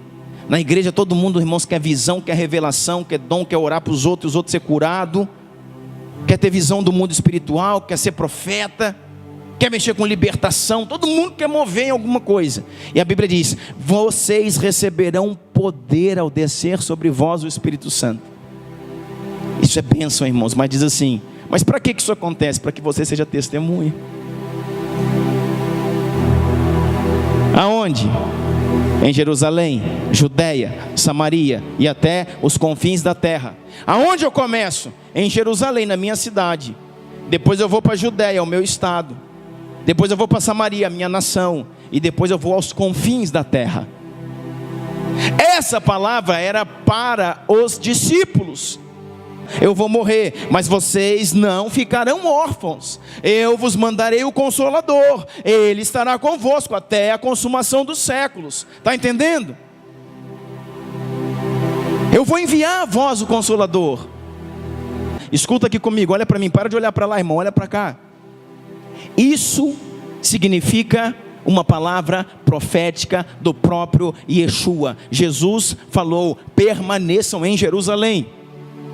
Para quê? O que a gente faz lá? Estejam em oração constante. Para quê? Porque vai chegar Atos 2, o momento em que o Pentecostes vai acontecer e vocês vão ser revestidos pelo Espírito Santo. Ok, e aí? Vocês recebem um batismo de poder. E aí? Passam a ser minhas testemunhas. Aonde? Em Jerusalém, Judeia, Samaria, os confins da terra. Ok, os discípulos, ok. Essa é a profecia, a palavra profética que pairava sobre essa igreja. Agora eu pergunto para você, qual é a palavra profética que paira sobre a sua vida? O que Deus mandou você fazer? O que Deus escreveu na sua história? No ano de 2017, na cidade de Sorocaba, na vida do fulano de tal, deve ser manifesto isso. O que você tem que fazer esse ano? Esse ano, qual a missão que Deus te deu? Não me deu nada, irmãos. Não existe isso, querido. Deus tem algo específico para a sua vida, para este ano. Algo que outro não pode fazer, você pode fazer. Como que eu descubro isso, pastor? Entra no seu quarto, fecha a tua porta, o teu pai que te vê em secreto, ele te recompensará. Nós precisamos, irmãos, encontrar o que está escrito sobre a nosso respeito, sobre nossa vida. Nós precisamos saber o que Deus determinou a nosso respeito. Nós precisamos saber o que Deus determinou sobre a nossa cidade. Sobre a minha cidade, teve alguns libertadores, intercessores, que começaram a ver, para poder fazer uma ação, sabe, de remir a nossa terra. Começaram a ver no passado, o que foi feito na nossa cidade. E no passado teve isso, teve roubo, derramamento de sangue. Foram entender como foi a colonização do Brasil, como foi a colonização do nosso estado, Minas Gerais, né, na corrida pelo ouro. Como foi a colonização da nossa cidade. O que aconteceu na cidade? Qual o histórico da cidade? Para quê? Para que a gente possa nos levantar contra principados e potestades e possa liberar os céus de uma cidade. Ah, minha igreja, a minha cidade é muito difícil. A minha cidade nada dá certo. A minha cidade não tem unidade. A culpa é sua, que está aqui dentro. Por quê, irmãos? Porque é a igreja que muda a realidade de uma cidade. Comece a orar por isso. Comece a orar por isso. Comece a passar tempo, dobrar o seu joelho, caleja o joelho, irmão. Deixa o estômago roncar de fome, de jejum, pela sua cidade, pela sua terra, pela sua família. Aí nós começamos a entender o que estava acontecendo. O que estava acontecendo, e começamos a entender muitas coisas a respeito da nossa cidade. Por que a cidade estava daquela forma, daquele jeito? Mas aí, mais do que isso, os intercessores e os libertadores entraram no sentido de remir a terra em algum sentido. E eu comecei a estudar e comecei a procurar. Eu fiz isso sobre outras coisas, não o que já tinha feito de ruim, mas o que Deus tinha escrito de bom a respeito dessa cidade. Eu falei, eu tenho certeza que o ano passado, que 5 anos atrás, que 10 anos atrás, eu tenho certeza que há 20 anos atrás, existem palavras liberadas sobre a minha cidade. O que foi falado de Araguari? O que foi falado de Uberlândia? Alguém liberou alguma coisa 20 anos atrás? Alguém liberou há 10 anos atrás? Deus falou por meio de profetas nesta terra, há 5 anos atrás, há 1 ano atrás. O que foi falado? Alguém sabe, alguém gravou, alguém entendeu. E procurando os sacerdotes, os líderes, o que foi falado? Um dia falaram isso, é isso. Outro dia falaram, eu tenho uma fita que foi proclamado isso. Teve um ato profético, o Senhor falou isso. Traz tudo isso aqui, isso é a profecia daquela cidade. Nós vamos nos mover em cima dela, para que ela seja cumprida através das nossas vidas. Sabe por quê, irmãos? Porque Deus se movia para que fosse cumprida as escrituras, a profecia. Jesus nasceu de uma virgem, para quê? Para que fosse cumprida as escrituras. Quando ele nasceu, começou uma perseguição, então ele teve que fugir. Por que ele teve que fugir? Para que se cumprisse as escrituras. Depois ele teve que ir até João Batista. Então ele não fazia, eu acho que eu vou lá no João, será que ele me batiza agora? O Senhor Jesus olhava as escrituras. Isaías falou que ele tinha que ser batizado. Então ele vai atrás, não do que ele está pensando, do que está escrito. Eu vou cumprir a palavra que está escrito a meu respeito. E diz que eu tenho que ir a João, no Jordão, a ser batizado. Então ele vai lá no João e se batiza. Você está entendendo isso? Por que ele morre na cruz? Não é porque ele falou, querem me matar na cruz, acho que eu deixo, porque está escrito que ele seria cravado no madeiro. Então ele vai cumprir uma profecia que está escrito. O que está escrito através da sua vida, irmãos? Para a sua vida. O que Deus escreveu a respeito da sua vida? Pastor, não tenho a mínima ideia. Então, irmãos, se estamos sem revelação é porque estamos sem comunhão. Eu preciso saber o que eu tenho que fazer amanhã, irmãos. Amanhã eu não vou acordar e fazer qualquer coisa. Eu preciso saber o que eu tenho que fazer amanhã. E não é escovar dente, ir trabalhar, almoçar, não é isso. Ir trabalhar, ir para a reunião do emprego. Eu preciso saber o que Deus falou para mim que acontece amanhã. Amanhã eu sei o que vai acontecer no domingo à noite na minha igreja. Eu estou me preparando para algo que o Senhor já falou hoje à tarde, na minha oração, no meu quarto secreto. Amanhã à noite, no culto, acontece isso. Prepare-se para isso. E eu estou gerando no meu espírito. Segunda-feira acontece algo, terça-feira acontece algo, quarta-feira acontece algo. Homens proféticos, eles se antecipam ao tempo. E é isso que Deus tem chamado a igreja para ser. Deus quer livrar às vezes a sua família, irmãos, os seus filhos de um acidente. Quer livrar a sua família de uma derrota, de um fracasso financeiro. E sabe que você precisa saber se conectar com Ele para que Ele te revele, você se antecipe aquilo que vai acontecer. Por que que nós como igreja estamos sendo surpreendidos naquilo que Deus está querendo nos avisar? Porque não temos lugar secreto. Porque não temos um lugar de intimidade onde Deus nos adianta as coisas. Homens proféticos.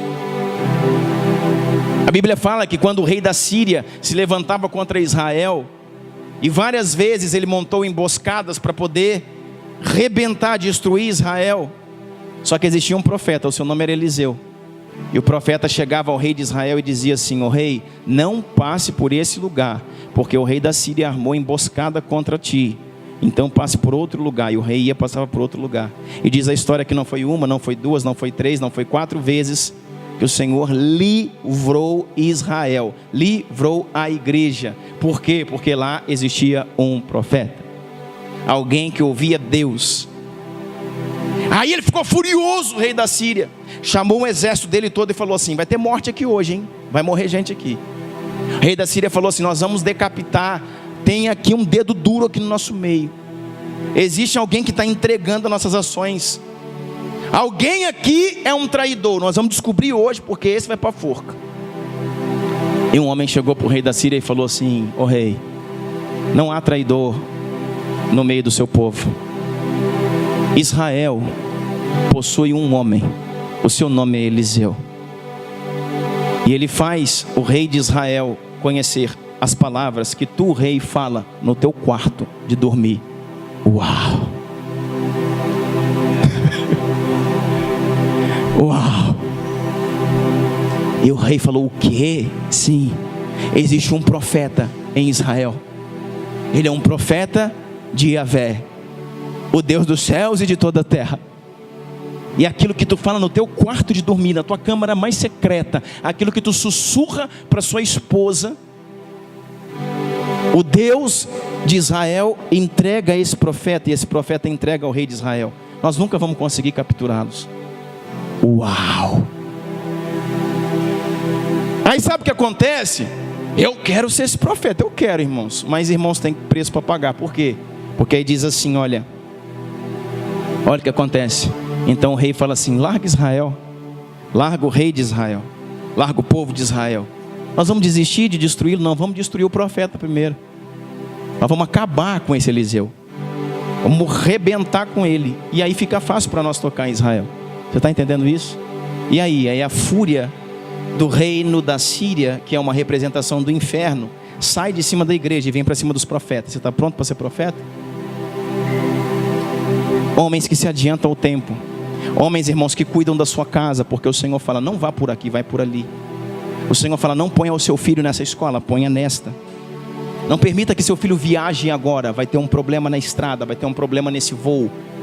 E Deus está adiantando e com isso curando, protegendo a sua casa, a sua família, seu trabalho. Trabalhe assim com a sua empresa, porque nós vamos entrar num tempo de crise, de recessão. Se você for por esse caminho, vai dar tudo errado daqui a um tempo. Caminhe por esse lado. Mas Deus, desse jeito aqui, isso aqui não funciona hoje. Deus vai falar: hoje não funciona, mas daqui a um ano é assim que vai funcionar. Então se adianta, trabalha nessa forma aqui. Aí você começa a fazer o que ninguém está fazendo. E todo mundo fala: isso é louco, isso vai dar tudo errado. Dali a um ano, irmãos, só você está certo. Uau! Você está entendendo o que eu estou falando? A igreja não está nesse lugar, irmão.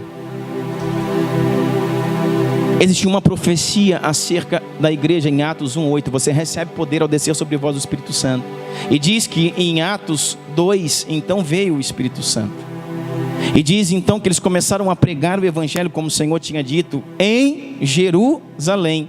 E Jerusalém é a primeira igreja. Foi formada uma igreja de cristãos. Existe uma igreja cristã agora, no meio dos judeus, no meio do povo de Israel existe uma igreja cristã. Eles servem a Cristo por meio dos apóstolos, aonde? Em Jerusalém, a primeira igreja. Só que eles ficaram em Jerusalém. E deu tempo, ó a profecia rugindo, deu tempo. Precisa sair de Jerusalém e ir para a Judéia, nada. Ir para Samaria, nada. E para os confins da terra, muito menos. A profecia não se cumpre. Precisa fazer alguma coisa e nada. Então, irmãos, Deus começa a fazer aquilo que a igreja que foi chamada para fazer não faz. A igreja tinha que sair. Aí Deus tenta dar até uma ajuda. Deus vem aqui e começa a falar para o Cornélio: Cornélio, você está aí, né, em Cesareia. Você é um romano, né, Cornélio? E o Senhor fala assim: pois é, um romano, um gentio. Já era para o evangelho ter chegado aqui em você, cara. Só que o povo está lá e só está em Jerusalém. Espera aí, eu vou fazer uma coisa, dar uma visão para Cornélio. Cornélio, faz isso agora. Imediatamente ele faz. Agora vai lá e fala para o Pedrão: ô Pedrão, é o seguinte, olha essa visão, que legal. Mata e come, não como, mata e come, não como, mata e come, não como. Irmãos, Pedrão, cabeção, um homem turrão, teimoso, assim é a igreja, discutindo com Deus acerca mais isso, mais aquilo, mas não gosta do fulano, mas não caminho com aquele pastor, mas não gosta daquela igreja, mas fulano de tal, e não sei o que, as minhas feridas, da onde eu vim, de quem me feriu, de quem me humilhou. Irmão, para com isso. Coloca os seus olhos nele. Nós passamos às vezes meses tratando pessoas que chegam na igreja e já conhecem a Jesus e estão tão feridas pelos homens. Foi ferido, foi usurpado, foi não sei o quê. Deixa eu falar uma coisa para você, irmãos. Sabe por que você foi ferido? Porque você colocou nesse homem que te feriu uma posição que ele não tinha. Você esperou deles aquilo que só Deus pode dar. Por isso você está ferido. Então as feridas que você tem não é culpa só de quem te feriu, é culpa sua também. Porque se você entrasse no seu quarto, fechasse a sua porta, deixasse Deus falar com você, hoje você não estava ferido.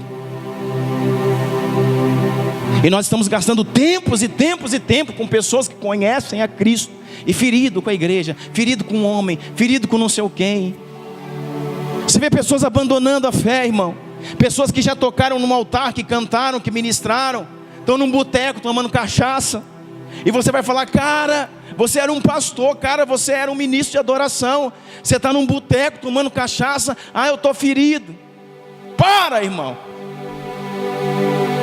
Eu fui ferido com tanta coisa que eu vi na igreja. Agora pergunta para mim, irmão, se eu não fui ferido.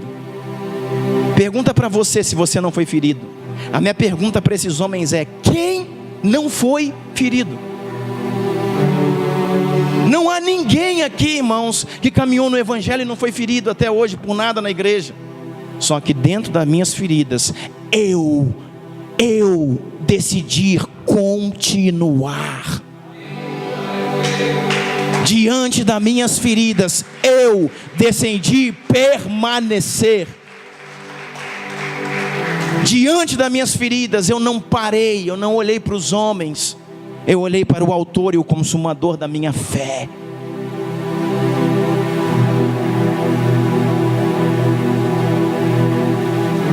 Enquanto eles estão, irmãos, Pedro está discutindo com Deus: não vou, mata e come, não como. Por que você não come? Porque isso é impuro. O Senhor diz: não chame de impuro aquilo que eu já santifiquei. Enquanto ele está conversando, a campainha tem dom. E os homens já estão lá, irmão. E ele está discutindo ainda.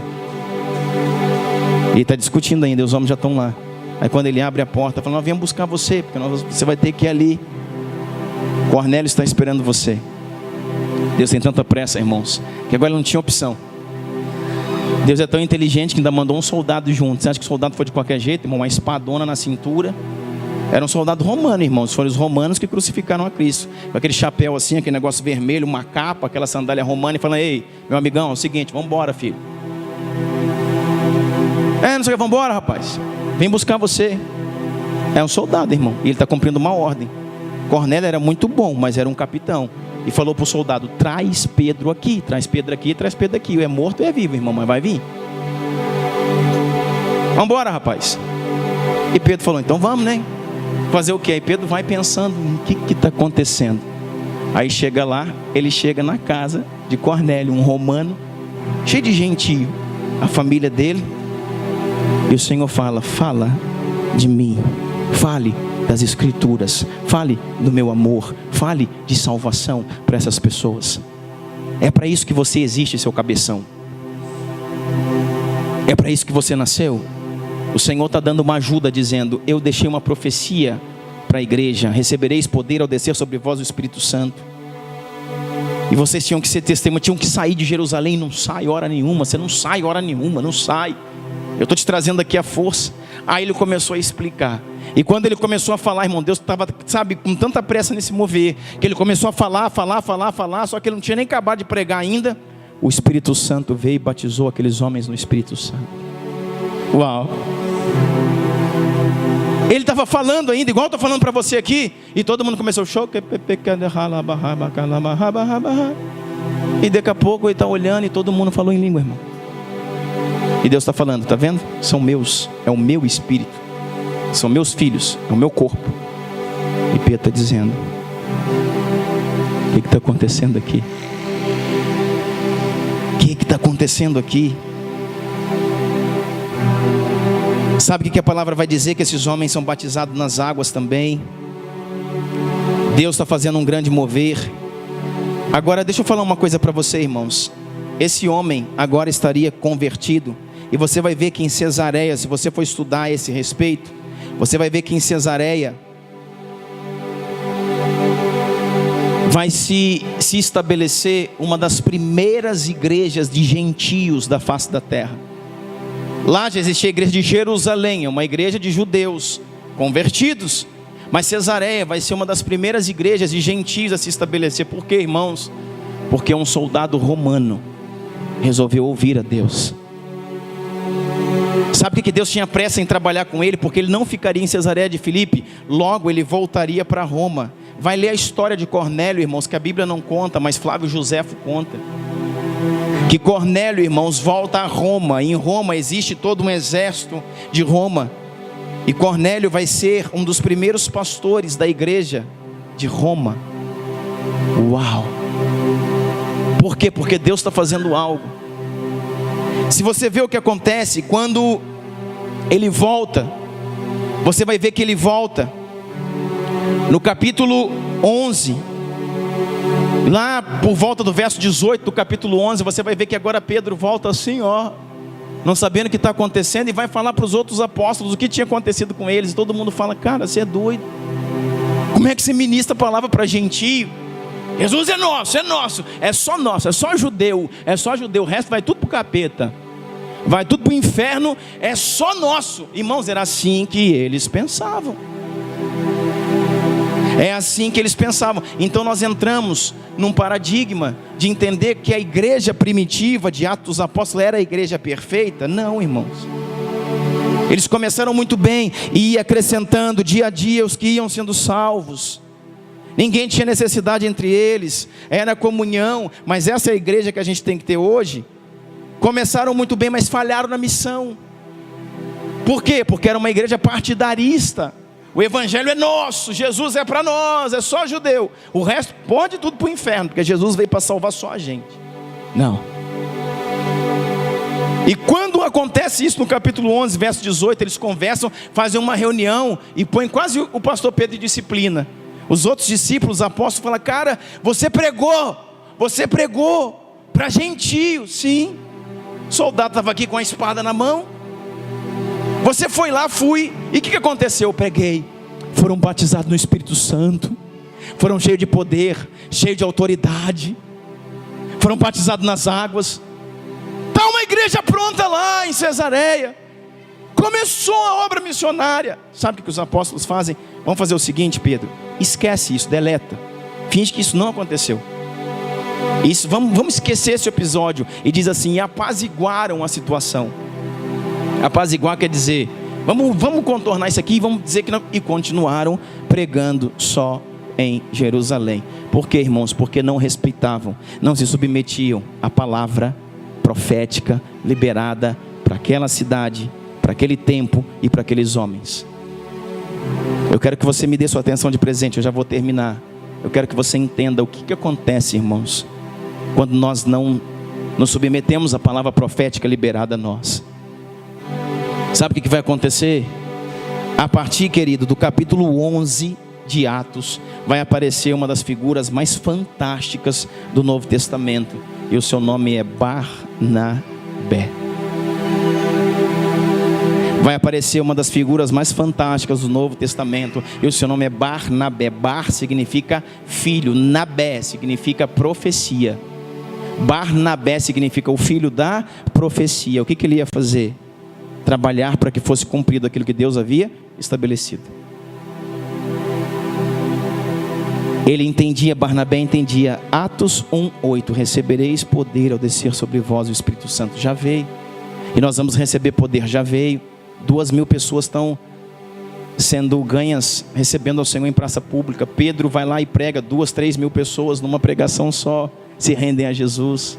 A sombra de Pedro, irmãos, a sombra dele passa e as pessoas são curadas nas praças, nas ruas, nas calçadas. O poder já está manifesto. Só que Deus está brigando com a gente, nós não estamos entendendo. A gente precisa sair, nós estamos tudo trancados aqui dentro, fazendo nosso culto, nossa adoração, nosso isso, nosso aquilo. Ele não faz nada para fora, irmão.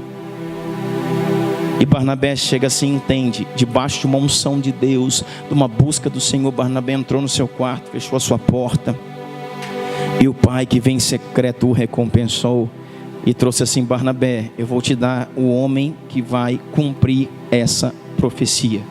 O seu nome é Paulo. Eu vou te dar o nome que vai cumprir essa profecia. Não faz parte dos 12 do Cordeiro. Não é Pedro, não é João, não é Tiago, é Paulo. Deus está levantando, irmãos, pedras preciosas nesse tempo. Deus está andando na contramão, irmãos, levantando homens proféticos para cumprirem palavras estabelecidas. Existe um decreto, irmãos, acerca de Itu, acerca de Sorocaba. Existe uma profecia liberada sobre essa cidade. E alguém precisa cumprir. Alguém precisa falar: eu abro mão do que tiver que abrir. Eu passo o que tiver que passar. Eu enfrento quem tiver que enfrentar. Eu passo onde que tiver que passar. Eu procuro quem tiver que procurar. Mas eu vou cumprir o que está escrito aqui, Deus. Eu sou a tua resposta para esse tempo. Como que Deus quer ouvir isso? Eu sou a tua resposta para esse tempo. Eu sou, Deus, a tua resposta. E Deus fala assim: eu vou usar você, filho. Ele pega, irmãos, Barnabé. Sabe o que está acontecendo? Barnabé, irmãos, ele tinha sido expulso da igreja de Jerusalém. Aqui ele já tinha convertido. Barnabé não, Paulo. O Saulo se torna Paulo. Você sabe lá a história do cavalo e tal. Ele cai, depois ele está convertido. Agora ele está convertido. E ele vai, irmãos, parar lá na igreja de Jerusalém, naquela igreja deles. E Paulo, irmãos, azucrinou com a igreja de Jerusalém. Porque Paulo tinha gana, Paulo tinha fome, Paulo queria fazer. E Paulo estava ali e o povo falou assim: esse Paulo é muito louco, meu. Manda esse cara embora daqui. Mandaram ele embora, jogaram ele lá em Tarso. Falou: tu não é de Tarso? Fica em Tarso, cara. Aí pregar o evangelho aí sozinho, para de perturbar aqui. Você é muito chato. Você é muito perturbador, você dá muito problema. Ninguém quer saber de você não. Manda esse Paulo embora. E foi para Tarso. E Paulo está lá em Tarso sozinho, irmão, orando, jejuando, indo para os montes lá, buscando ao Senhor. Aí o que Deus fala? Deus fala com Barnabé. E está escrito assim, vamos lá, para a gente ir encerrando. No capítulo 11, diz assim, Atos 11, 19. Então, os que foram dispersos por causa da tribulação que sobreveio a Estevão, se espalharam até a Fenícia, Chipre e Antioquia, não anunciando a ninguém a palavra, senão somente aos judeus. Está vendo? É só judeus. Alguns deles, porém, que eram de Chipre e de Cirene, que foram até Antioquia falavam também a gregos, anunciando o evangelho do Senhor Jesus. A mão do Senhor estava com eles, e muitos crendo se converteram ao Senhor. A notícia a respeito deles chegou aos ouvidos da igreja que estava em Jerusalém, e enviaram Barnabé a Antioquia. Barnabé, está acontecendo algo em Antioquia, vai vendo, irmãos, está levantando agora uma estrutura paralela, Deus está fazendo isso. Jerusalém não cumpriu o seu papel. A primeira igreja que você achou que era perfeita até agora não cumpriu o seu papel. Qual papel? Não cumpriu a profecia liberada a seu respeito. Atos 1:8. Então o Senhor começa a levantar uma outra região geográfica chamada Antioquia. Deus começa a mover, irmãos, a levar a nuvem de Jerusalém para Antioquia. E na Antioquia começa a acontecer a movimentação do reino. Deus começa a agir ali poderosamente. Então Barnabé vai lá, porque Barnabé já tem uma palavra. O homem é o Paulo. E diz assim: tendo ele chegado, vendo a graça de Deus, alegrou-se, exortava a todos que com firmeza de coração permanecessem no Senhor, porque era um homem bom, Barnabé, cheio do Espírito Santo e de fé, e muita gente se uniu ao Senhor. Olha o verso 25. E partiu Barnabé para Tarso em busca de Saulo. Uau! E achando-o, conduziu para Antioquia. Falaram assim: Saulo, vem cá. Onde nós vamos? Nós vamos para Antioquia. Barnabé está dizendo assim: você é o cumprimento de uma palavra. Para isso você nasceu. Para isso Deus te perseguiu. Para isso Deus te trouxe para cá.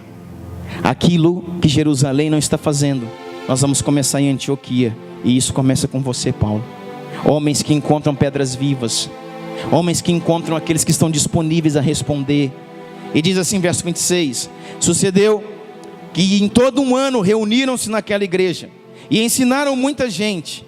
Em Antioquia foram os discípulos pela primeira vez chamados de cristãos.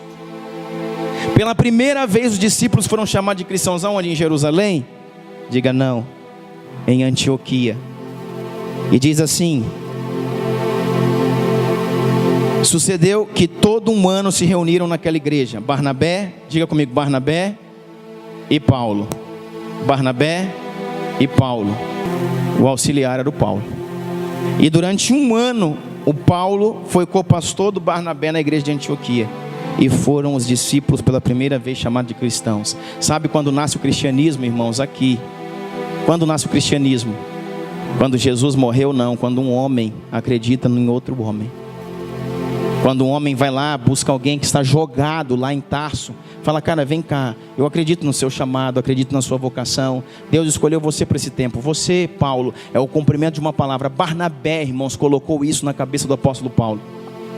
Barnabé colocou isso na cabeça do Paulo, dizendo: você cumpre Atos 1:8. Cara, é você, isso é paternidade. Isso é discipulado, é você. E durante um ano ele fica ali sendo treinado. Jerusalém mandou Paulo embora. Deixou ele exilado em Tarso. Barnabé vai lá, busca ele pela mão: vem cá meu filho, vem cá meu menino, ninguém quer você, eu quero. Eu vou treinar você, porque você é o cumprimento de uma palavra. Deus falou a seu respeito, eu quero te levar a entender isso. É isso que nós, pais espirituais, precisamos fazer. E começando a colocar isso na cabeça de Paulo. Você, irmãos, vai ver que até o capítulo 13 de Atos, a palavra vai falar Paulo e Barnabé, Paulo e Barnabé, Paulo e Barnabé, Paulo e Barnabé. Mas vai chegar um momento no capítulo 14 que a palavra vai falar, quer dizer, ao contrário, é Barnabé e Paulo. Barnabé e Paulo. Até o 13 vai falar Barnabé e Paulo. Barnabé e Paulo. Por quê? Barnabé era o pastor e Paulo, auxiliar. A partir do capítulo 14 a Bíblia vai falar Paulo e Barnabé. Paulo e Barnabé. Porque, irmãos, o filho se tornou maior do que o pai. Paulo está assumindo o seu lugar na profecia. Paulo está se movendo. Sabe o que acontece aqui? A palavra vai dizer, irmãos, que em Antioquia foram a primeira vez os discípulos chamados de cristãos. vai dizer o que nós chamamos de fator Antioquia. Nessa igreja reuniram-se profetas e mestres, e num mover de intercessão, num mover de oração, num mover de ensino pelos mestres e de profecia pelos profetas, começa a ser liberado o ministério apostólico. Nesse mover de Antioquia, diz que o Espírito Santo se revela nessa igreja e diz assim: separem para mim Barnabé e Paulo para a obra que eu vos tenho chamado. Então é levantado Barnabé e Paulo no ofício apostólico, e eles vão sair na primeira viagem missionária para levar a palavra aos confins da terra, como dizia Atos 1:8. Separe para mim Paulo e Barnabé, debaixo de um mover que nós chamamos de fator Antioquia. O que é fator Antioquia? Mestres no ensino e profetas na visão. Mestres e ensino gerando apóstolos, gerando enviados. Debaixo de um entendimento e uma visão profética e do ensino das escrituras. O mestre coloca o ensino da escritura, o profeta te dá a visão de um tempo.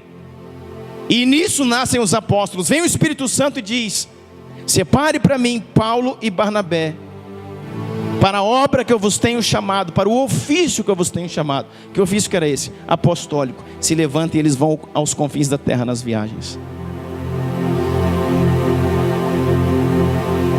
Você está entendendo isso? Sabe o que diz a palavra, querido? A palavra do Senhor diz que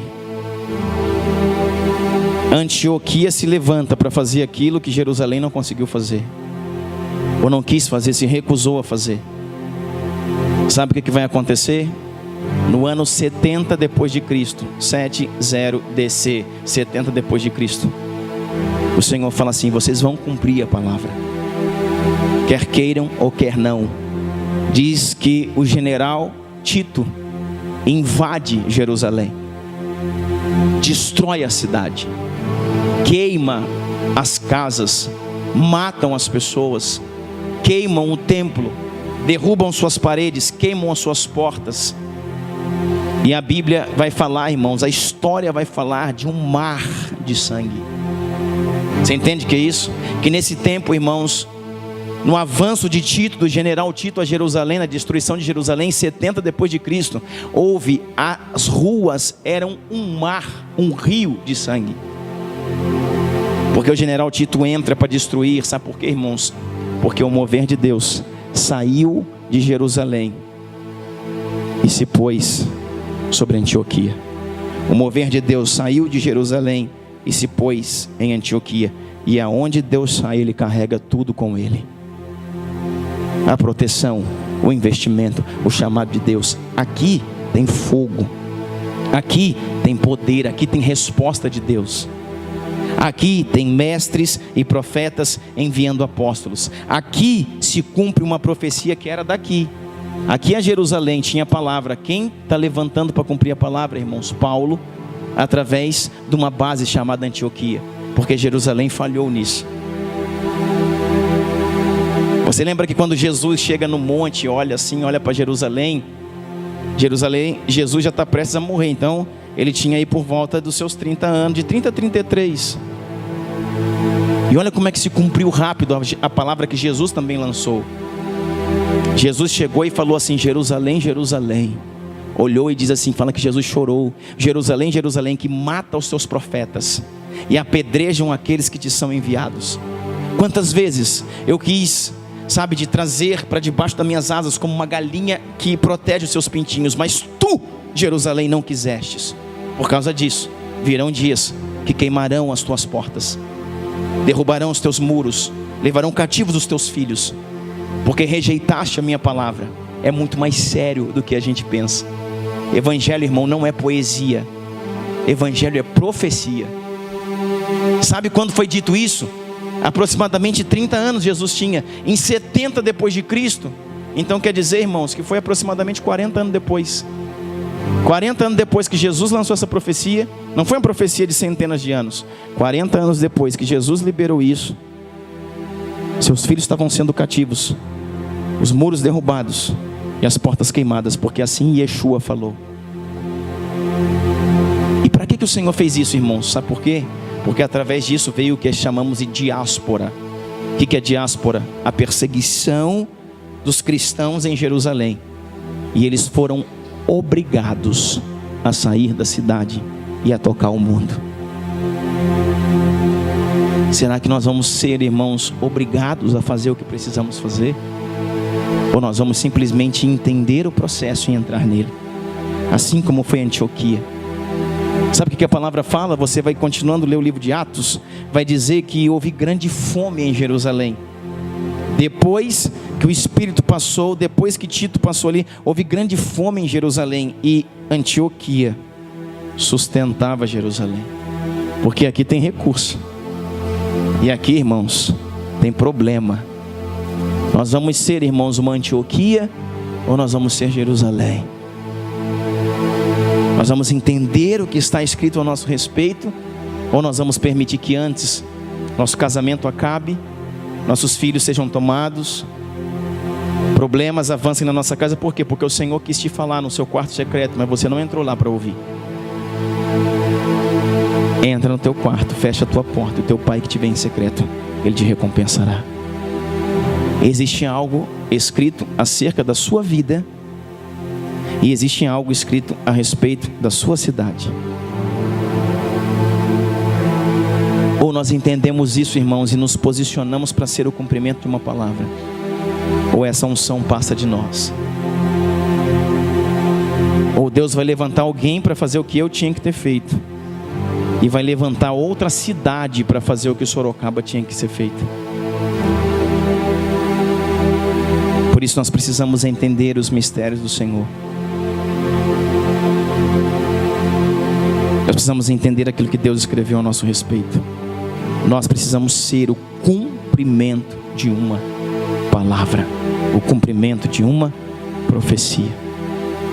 Amém? Você pode ficar de pé comigo?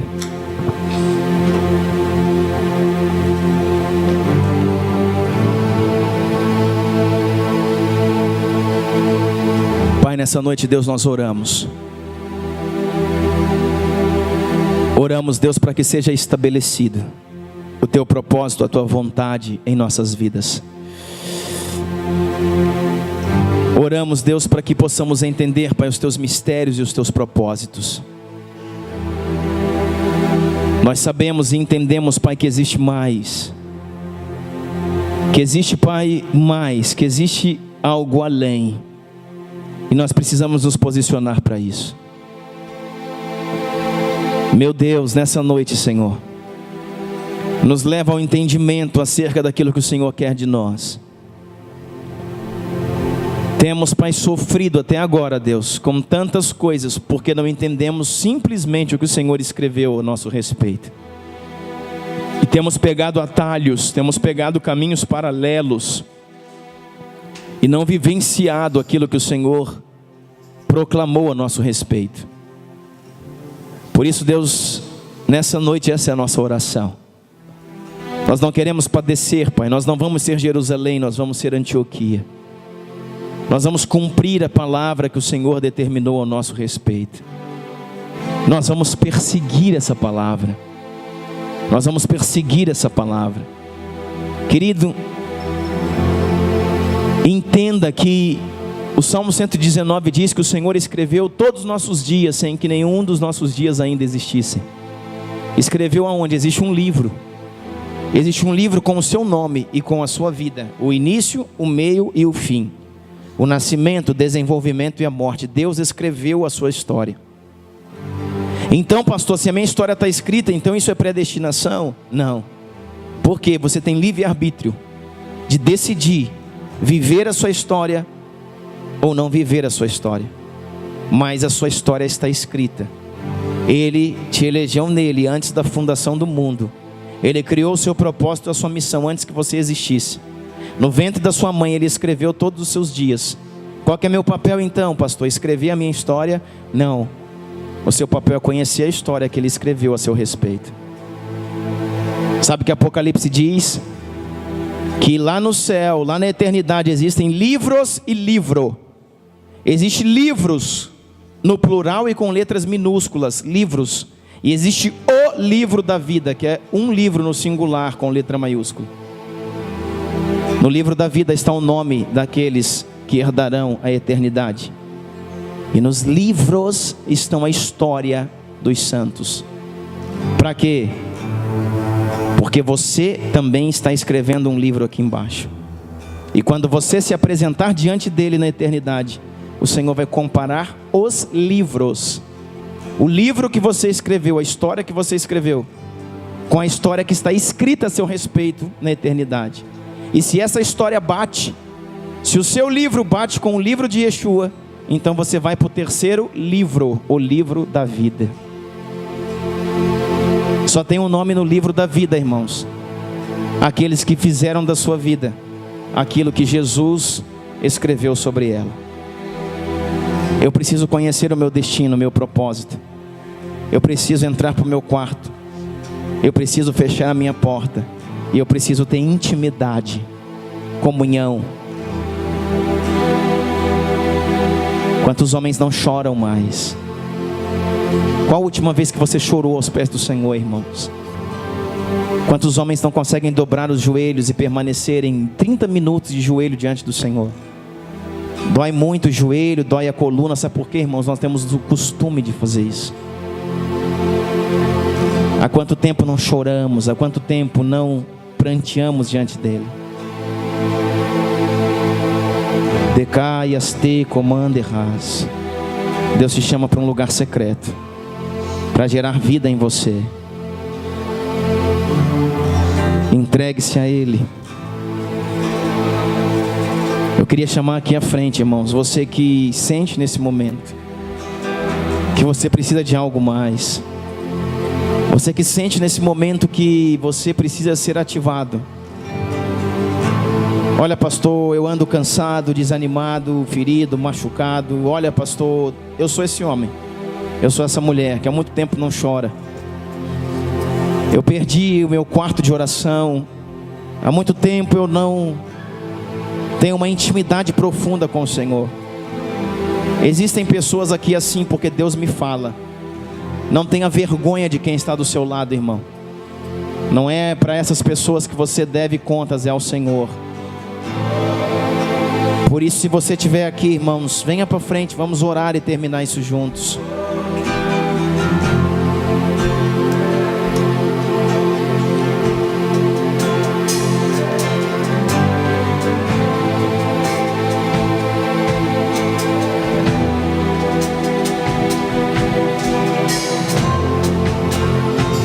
Enche este ambiente, enche este lugar.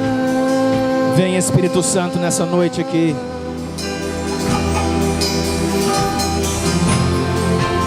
Te damos liberdade, que caia o teu Espírito.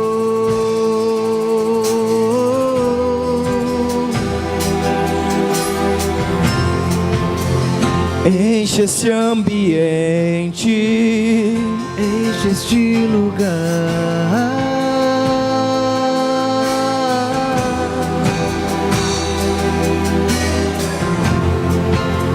te damos liberdade.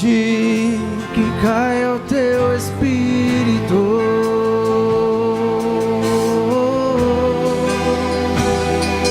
Vem fazer o que nenhum homem fez. Vem fazer o que a história nunca viu. Vem cumprir o descrito em Joel. Aviva-nos. Vem fazer o que nenhum homem fez. Vem fazer o que a história nunca viu. Vem cumprir o descrito em Joel. Aviva-nos, aviva-nos, Senhor. Aviva-nos, Senhor.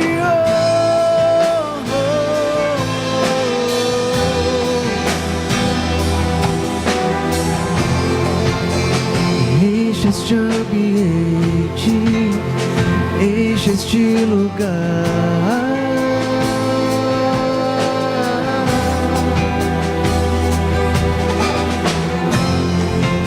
Te damos liberdade. pedir que caia o teu Espírito.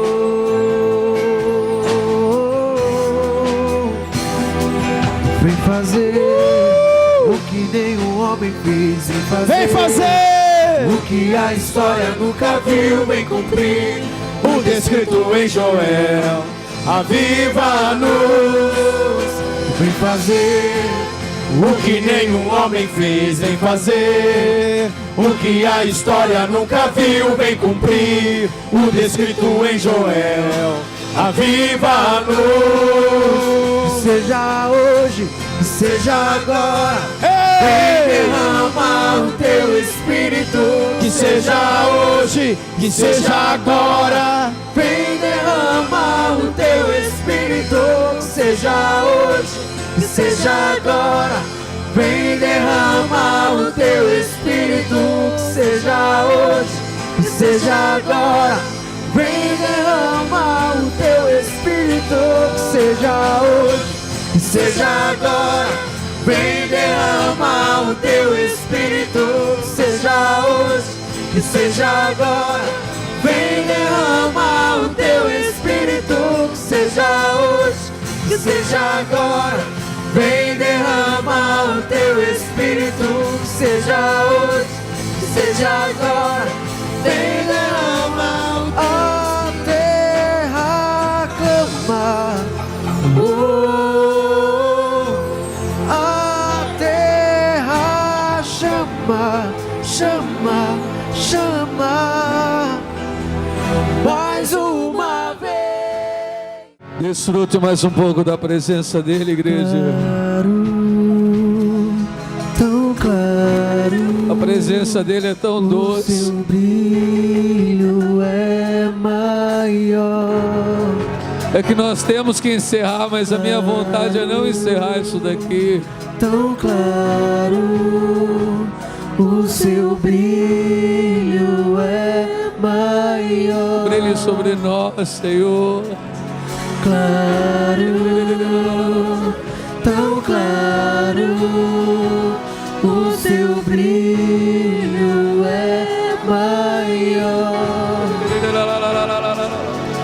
Claro, tão claro, Os caminhos o seu brilho é e me achareis. maior que a luz do sol, que a luz do sol, que a luz do sol, que a luz do sol.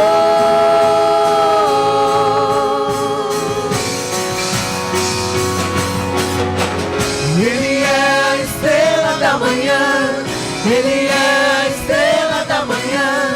Ele brilha, ele brilha, ele brilha neste lugar. Ele é o leão de Judá, ele é o leão de Judá. Ele ruge, ele ruge, ele ruge neste lugar. Aleluias. Você pode dar uma salva de palmas para Jesus, igreja. Dê um glória a Deus, um aleluia. Glórias ao Senhor.